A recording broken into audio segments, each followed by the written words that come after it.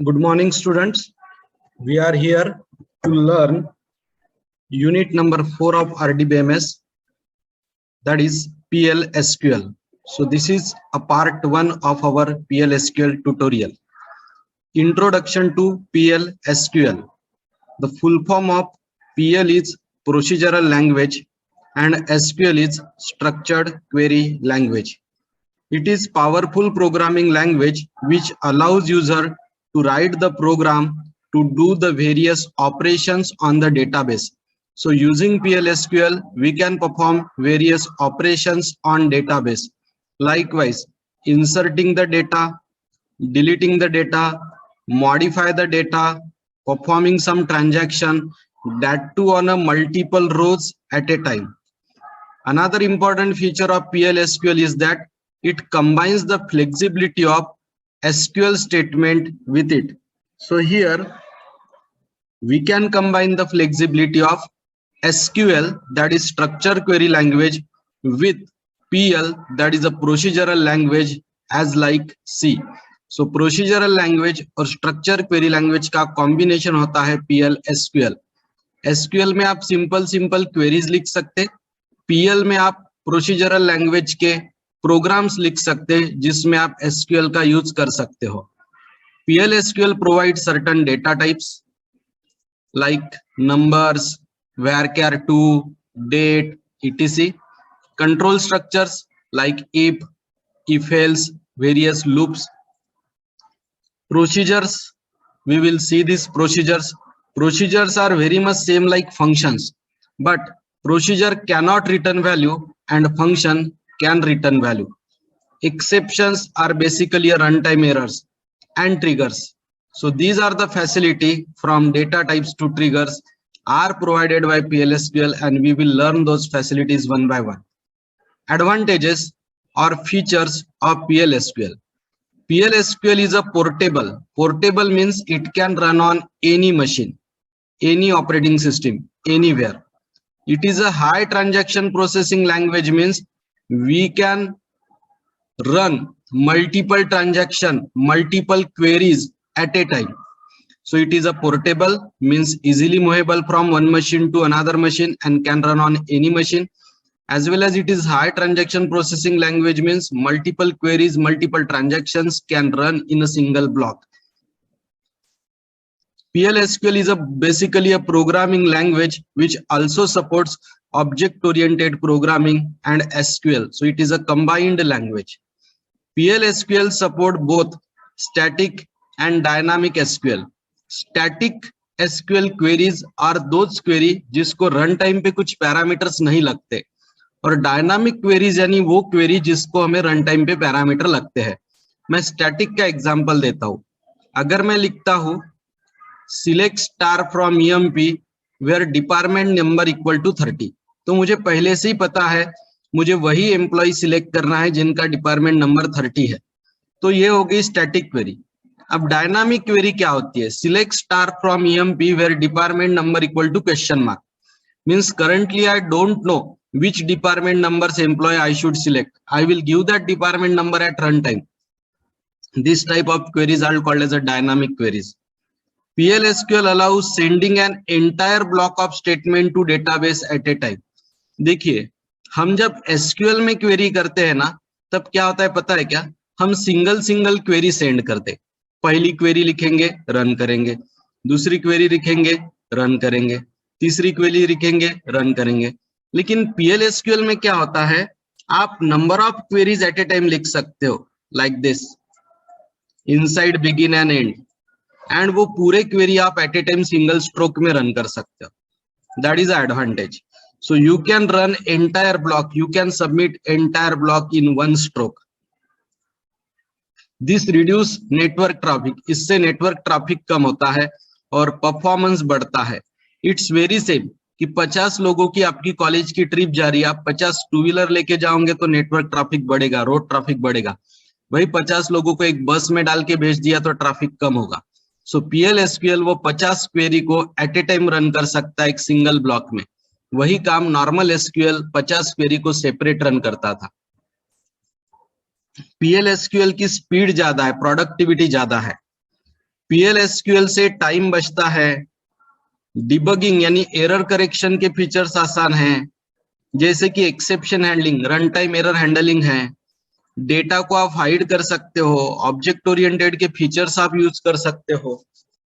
PL/SQL is very highly secure language, database को अच्छी खासी सिक्योरिटी ये देता है।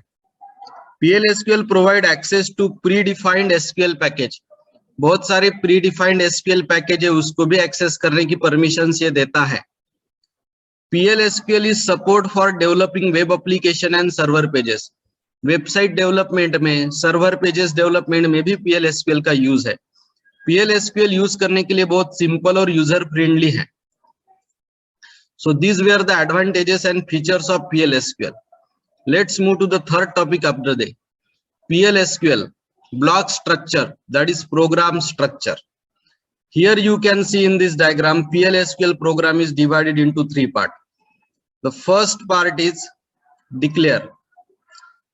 You can see this declare section inside a square bracket, means this declaration section is optional. Now what you can declare in declaration section? You can declare variables, you can declare constants, you can declare functions, procedures, triggers, exceptions, cursors. Lot many things are available which can be declared inside a declare section, but as it is written in a square bracket, अगर हमें कोई चीज declare करने लायक नहीं हमारे programme में, तो ये सेक्शन आप स्किप कर सकते हो। Second part is the main program area which starts with begin and end with end. End के बाद सेमीकोलन है, लेकिन बिगिन के बाद सेमीकोलन नहीं है। यहाँ आपके प्रोग्राम की बॉडी आएगी, दिस इज सेक्शन नंबर 2, ये एग्जीक्यूटेबल पार्ट रहेगा। सेक्शन नंबर 3 सेक्शन नंबर 2 के अंदर आता है, that is exception. This is also written in a square bracket, means exceptions are also optional, जरूरत है तो लिखेंगे, नहीं तो नहीं। सो 3 पार्ट है। ग्रीन कलर से जो हाईलाइट है वो डिक्लेरेशन सेक्शन है, ब्लू कलर से जो हाईलाइट है वो बिगिन और एंड सेक्शन है, और उसके अंदर ब्लू कलर के अंदर एक सब सेक्शन है एक्सेप्शन, वो तीसरा है। इसमें से डिक्लेयर और exception, one which is given in green colour and pink colour, दोनों ऑप्शनल है, इसीलिए वो स्क्वायर ब्रैकेट में है। ब्लू कलर में दिया हुआ बिगिन और एंड वो कंपलसरी है। So this is called as the block structure or structure of PL/SQL program. Let's see the declaration area. This section start with the keyword declare. It is optional section and define all variables, cursors, subprograms and anything. So हम इसको आगे जाके use करेंगे। Executable commands needs to be write down inside the begin and end area. End should end with semicolon. ये begin और and के बीच में कम से कम एक स्टेटमेंट लिखना जरूरी है। It should have at least one statement in between begin and and. अगर कुछ भी स्टेटमेंट नहीं है तो कम से कम नल तो भी लिखिए। ये बिगिन और एंड के बीच में कम से कम एक स्टेटमेंट चाहिए। एक भी स्टेटमेंट आपको नहीं मिल रहा है तो कम से कम नल का इस्तेमाल करिए। Exception handling, this section start with the keyword exception. This section is optional and contains exception handling, that is runtime error handling. Now, so in short, we have completed 3 topics: introduction, advantages, and program structure of PL/SQL. Let's move to the PL/SQL execution environment. As you can see in the diagram, in the first block, we can see our program is divided into 3 parts. In second part of the diagram, we can see Oracle engine. Let me tell you, declaration section and some part of begin and end section will be handled by PL/SQL engine, whereas some part of begin and exception handlers will be handled by SQL statement executor. So declare plus some part of begin will be handled by PL/SQL engine. Exception handling completely plus some part of begin will be handled by SQL statement executor. You can see this through the arrow. The declaration and some part of begin section will be handled by PL/SQL engine. The data and code are sent to received by the engine. Code means function, data means variable. SQL statement executor, the second part of Oracle engine, will execute some part of the begin and entire part of the exception handling. Let's move to the PL/SQL data types. PL/SQL having some variables, having some constants, parameters. So all those things should have some data type. Data type are mainly categorized into 4 parts. First part is a scalar. Scalar are those category of data type which cannot be subdivided. Likewise, number, date, boolean. These are called as a single values which do not have any internal distribution of components. Scalar are those data type which cannot be subdivided, which have only single values, which do not have separate internal components, जैसे कि number, date और boolean. Next होता है LOB, large object. Large object में बड़े बड़े values store होते हैं, जैसे कि 2 GB तक का text, graphics, images, video clips, sound waveform. तो बेसिकली आप यूट्यूब का अगर डेटाबेस देखोगे तो लार्ज ऑब्जेक्ट डेटा टाइप्स में ज्यादा होगा. Composite is exactly opposite of scalar. Scalar means जो सब डिवाइडेड नहीं होता, और कंपोजिट मतलब जो सब डिवाइडेड होता है.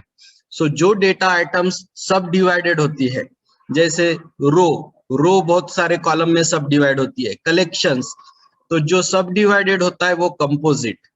Reference is nothing but a pointer address to other data items. So data types are mainly categorized into 4 parts. Now let's see the detailed types of data type. The first one is char. Char, as the name suggests, it can store characters as well as symbols as well as number. So it can store character, symbol, number. The size can be maximum up to 2000. आप इसके ऊपर नहीं जा सकते. और इसकी length जो होती है ना वो फिक्स होती है, एक बार जो साइज दे दी वो दे दी. तो char stands for character. It can store character, symbol, number. Its length is fixed. You cannot change the length.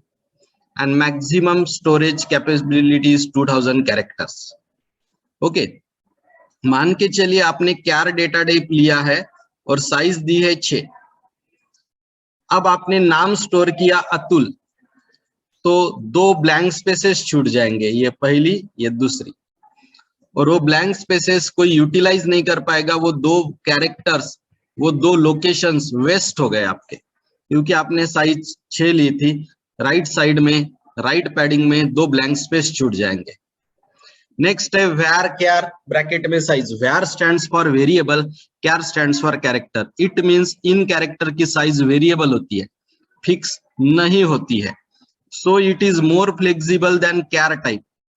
The maximum storage capacity is 2000 characters, but ये कैरेक्टर से स्लोअर है. कैरेक्टर फिक्स है लेकिन fast है. var char flexible है लेकिन slow है. Next आता है varchar 2. ये varchar का अपडेटेड वर्जन है. देखा जाए तो इसकी साइज 4000 कैरेक्टर्स की है. varchar 2000 है, varchar 2 4000 है. और ये varchar से ज्यादा फ्लेक्सिबल है. एक कैरेक्टर को 1 बाइट लगता है, तो 4000 कैरेक्टर स्टोर कर सकते हैं आप, बिकॉज कैपेसिटी इज 4000 बाइट. तो सबसे अच्छा इसमें से varchar 2 है. हाँ, डेट में दोनों चीजें स्टोर हो जाती है. डेट में डेट भी स्टोर होती है और डेट में टाइम भी स्टोर होता है. डेट स्टोर करने का फॉर्मेट है dd,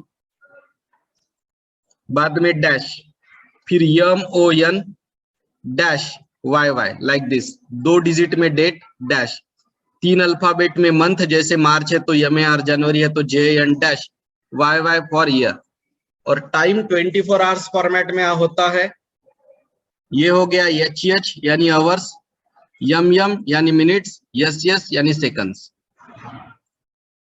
नेक्स्ट होता है नंबर. नंबर में P, S लिखा है. P मतलब प्रिसीजन, S यानी स्केल. प्रिसीजन का मतलब होता है टोटल नंबर ऑफ डिजिट्स. अगर मैं ऐसे लिख रहा हूं 125.67, तो मेरे पास टोटल डिजिट हो गए 5. 1 2 5 6 7, सो टोटल डिजिट हो गए 5। तो ये जो टोटल डिजिट है इसको बोला जाता है precision. So my precision is 5, total number of digits are 5। और उसमें से पॉइंट के बाद के जो डिजिट होते हैं, जैसे यहाँ 2 है, उसको बोला जाता है scale. So total number of digits is a precision and point के बाद digits those are a scale. तो ये एग्जांपल में प्रिसीजन 5 है, स्केल 2 है। प्रिसीजन की वैल्यू मैक्सिमम 38 रह सकती है, 38 के ऊपर प्रिसीजन अलाउ नहीं है। और स्केल अगर आपने नहीं लिखी, स्केल आपने दिया ही नहीं, तो बाय डिफॉल्ट वो 0 रहेगा, मतलब पॉइंट के बाद नो डिजिट। जैसे यहाँ आपने नंबर 5,2 लिखा है, मतलब टोटल डिजिट 5 है, उसमें से 2 डिजिट डेसिमल पॉइंट के बाद में है। नीचे आपने लिखा है नंबर 5, अब यहाँ टोटल नंबर ऑफ डिजिट 5 है। अब आपने स्केल स्पेसिफाई नहीं किया, मतलब डेसिमल पॉइंट के बाद कोई डिजिट नहीं है, सीधा सीधा this is working as a float and this is working as a integer. Next is long. This data type is used to store variable length character string contain up to 2 GB। 2 GB तक का data long में रह सकता है। एक table में एक ही column long data type का लेना अलाउड है, नॉट मोर देन दैट। और लॉन्ग डेटा टाइप का यूज आप सब क्वेरीज में, फंक्शंस में, एक्सप्रेशंस में और इंडेक्सेस में कर नहीं सकते। कैपेसिटी 2 GB, एक टेबल में एक ही कॉलम लॉन्ग रह सकता है, सब क्वेरीज, फंक्शंस, एक्सप्रेशंस और इंडेक्स में इसको यूज करना अलाउ नहीं है। नेक्स्ट है रॉ ब्रैकेट में साइज। रॉ एक बाइनरी डेटा होता है of length size bytes. Raw का मतलब बाइनरी, और इसकी कैपेसिटी 2000 बाइट्स तक रह सकती है। लॉन्ग रॉ ये भी बाइनरी है, लेकिन लॉन्ग का मतलब होता है कैपेसिटी ज्यादा है, और इसकी कैपेसिटी 2 GB तक की है। Row ID, it represents the unique address of the row in a table. अपने टेबल में जितने भी रो होते हैं, हर रो को एक यूनिक एड्रेस होता है। तो करंट रो का यूनिक एड्रेस रो आईडी के पास रहता है। ये अगर मैं रो आईडी देखूं तो ये अपने कैटेगरी में रेफरेंस के अंदर आएगा, reference pointer of the data item. Next है सीलोप। सीलोप का लॉन्ग फॉर्म है कैरेक्टर लार्ज ऑब्जेक्ट, इसकी कैपेसिटी 4 बाइट तक 4 GB तक रहती है। एनसीलोप, इसकी कैपेसिटी भी 4 GB तक रहती है। बीलोप बाइनरी लार्ज ऑब्जेक्ट, इसकी कैपेसिटी भी 4 GB तक रहती है। तो ये लार्ज ऑब्जेक्ट कैटेगरी में आ गए, ये अपने मेन कैटेगरी में सेकंड टॉपिक था। और लास्ट आता है boolean, it store the value in the form of true and false. So this is about data types. Let's move to the variable. A value of the variable can be changed. In PL/SQL, every variable should have a data type as well as size. There are certain rules while giving the variable name. Variable name में alphabets allowed है, variable name में numbers allowed है, dollar sign बोला जाता है available है लेकिन नहीं रहता है जनरली, अंडरस्कोर अलाउड है। तो मैं सीधा सीधा बोलूंगा alphabets are allowed, numbers are allowed and underscore are allowed. Variable name ज्यादा से ज्यादा 30 अल्फाबेट के ऊपर नहीं रहेगा, 30 character maximum. Variables are not case sensitive, मतलब आपने वेरिएबल का नाम टोटल लिखा या वेरिएबल का नाम टोटल इस तरह से लिखा और वेरिएबल का नाम टोटल इस तरह से रखा, all are same, they are not case sensitive. Capital and small are same. बाकी प्रोग्रामिंग लैंग्वेज में अलग होता है, PL/SQL में सेम होता है। We can not use reserved word, keywords as a variable name नहीं यूज कर सकते। और वेरिएबल नेम में ब्लैंक स्पेस अलाउड नहीं है, जैसे कि आप रोल के बाद स्पेस देके नंबर नहीं लिख सकते, यहाँ ब्लैंक स्पेस अलाउड नहीं है।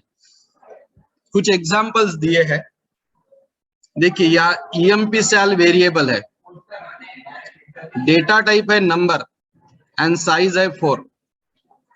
दूसरा वेरिएबल है ESAL, डेटा टाइप है नंबर, साइज है 4 और वैल्यू है 1000।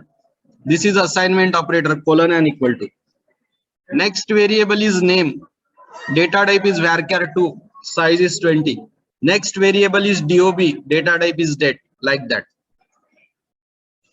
Now this is one way of declaring the variable. Giving the initial value is optional, hence it is given in a square bracket. Variable can be declared in one more way. Likewise, here the variable name is ESAL. It is a variable name. EMP is a table name, dot sal is a column name, and this is a type. इसका मतलब क्या हुआ, हमने एक variable declare किया है जिसका नाम है ECIL.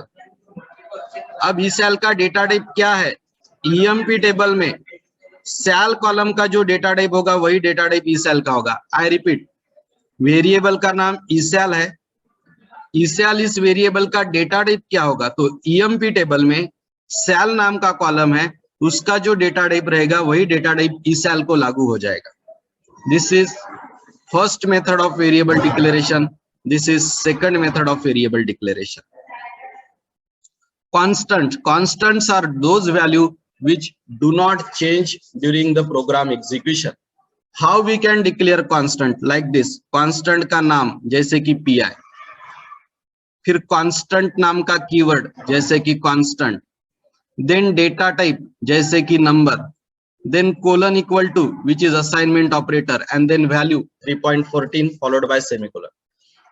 Here our PL/SQL part 1 tutorial is completed. Part 2, which will start from simple SQL program up to certain part of if else. So this part 2 is also available in the form of video tutorial. Thank you.